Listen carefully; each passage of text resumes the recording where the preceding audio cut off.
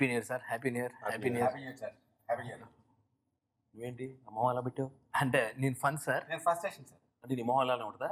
మౌన్ కూడా అలాగే ఉంటుంది. ఓ డైరెక్టర్ గారు F2 అంటే ఇంగ్లీష్ టైటిల్ జనరల్గా అందరికి అర్థం అవుతుంది అంటారు దీనికి నేను చెప్పడం కంటే వెంకటేష్ గారు చెప్తాను సార్. F2 కింద ఏం రాసింది? సంక్రాంతి అల్లుళ్ళు. అది అర్థం అవుతుంది కదా. ఓహో, క్లారిటీ ఇచ్చాం కదా. క్లారిటీ ఇచ్చాం కదా. ఓకే. తెలుగులో పోస్ట్ లో రాసింది కదా.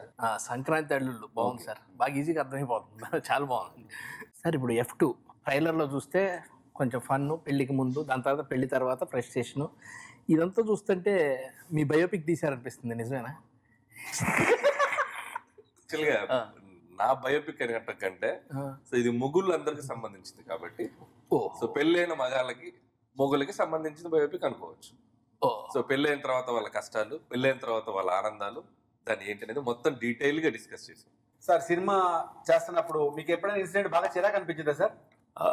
ఫస్ట్ ఏంటంటే ఫస్ట్ డే ఐ థింక్ నీ మొహం చూడగానే వచ్చింది నీలో చిన్న ఫేస్.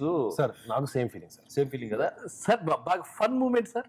సినిమాలు బాగా హ్యాపీగా. ఇప్పుడు అలా నవ్వుతే నిన్ను చూడగానే ఫన్ వచ్చింది అనుకున్నావా?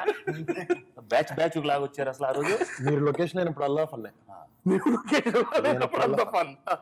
సార్. ఇప్పుడు జనరల్గా మీ ఇద్దరు కలిసి మా ఇద్దరిని కన్నట్టు ఫీల్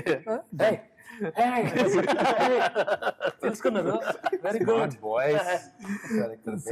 మేము ఫన్ ఫస్ట్ స్టేషన్ ఫిక్స్ అయితే మీరు ఫన్ ఫస్ట్ స్టేషన్ ఫిక్స్ వచ్చారు.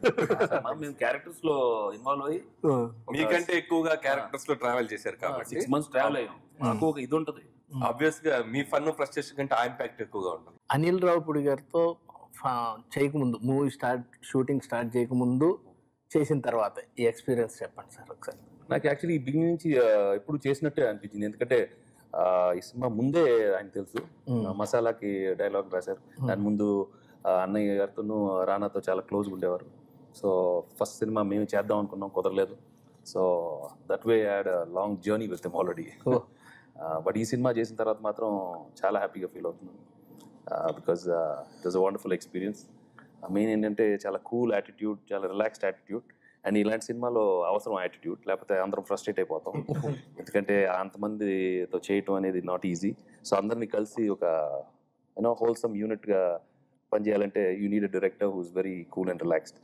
మీరు ఎలా ఫీల్ అయ్యారు? అంటే సినిమా రెగ్యులర్గా చాలా బాగా వచ్చిన సినిమా, ఆయన చాలా బాగా డైరెక్ట్ చేసి హీరోయిన్తో చాలా ఫ్రెండ్లీ, అది స్క్రిప్టెడ్ కాకుండా బేసిక్గా అనిల్తో యాక్ట్ చేస్తున్నప్పుడు మీరు ఎలా ఫీల్ అయ్యారు? అంటే మీరు అనిల్ గారి డైరెక్షన్ మీరు చేస్తున్నప్పుడు మీ క్యారెక్టర్ టోటల్ డిఫరెంట్. ఇప్పుడు దాకా చేసిన రోల్స్ కన్నా ఇప్పుడు దాకా చేసిన మూవీస్ అన్నిటికన్నా చాలా టోటల్ డిఫరెంట్.